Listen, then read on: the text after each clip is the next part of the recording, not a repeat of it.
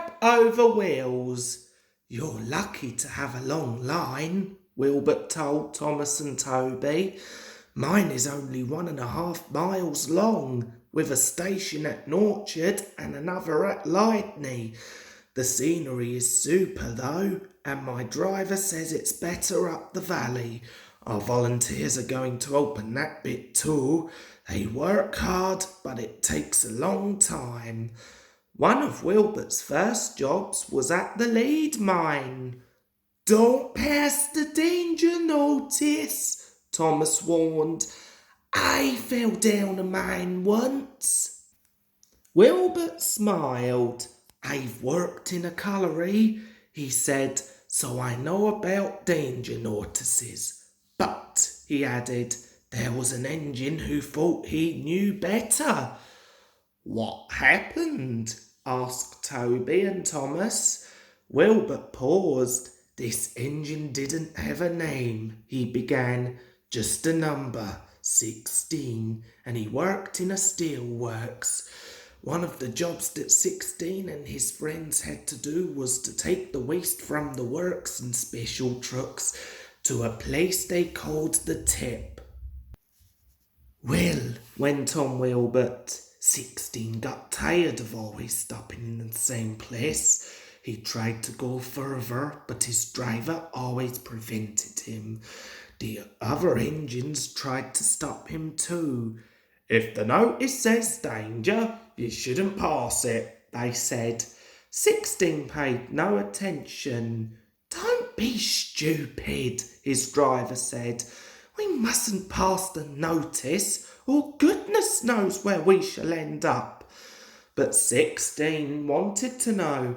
Ugh, he scoffed. I can take care of myself. One wet day, 16's chance came.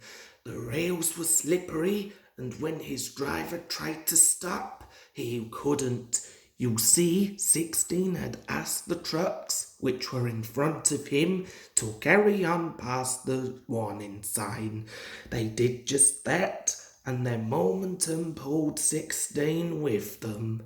You silly engine, scolded his driver. It wasn't my fault, muttered 16 sulkily. It was those trucks. You've always wanted to pass that board, said the driver crossly. I believe you asked them to drag us on purpose. A foreman ran towards them. What are you doing there, driver? He shouted. It's not safe. A truck's dragged us, explained the driver. Well, come to the office with me, and you, fireman, get your engine back on firm ground before it's too late, ordered the foreman.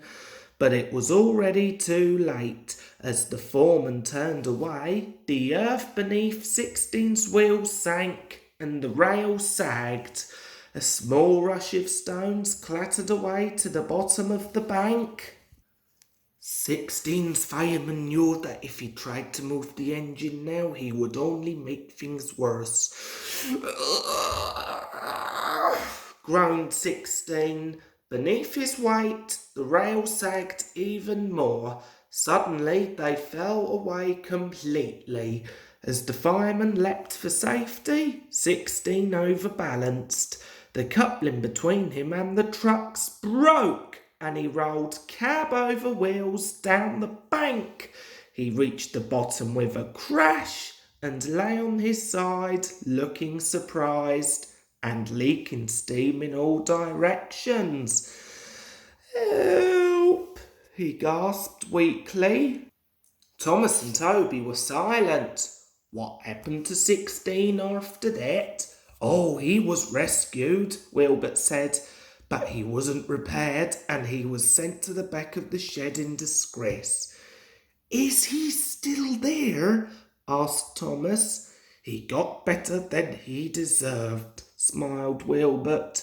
Some preservation people came and brought him, and now he lives in the Midlands. But I think he's been lucky to have been given a second chance. Thomas and Toby could only agree.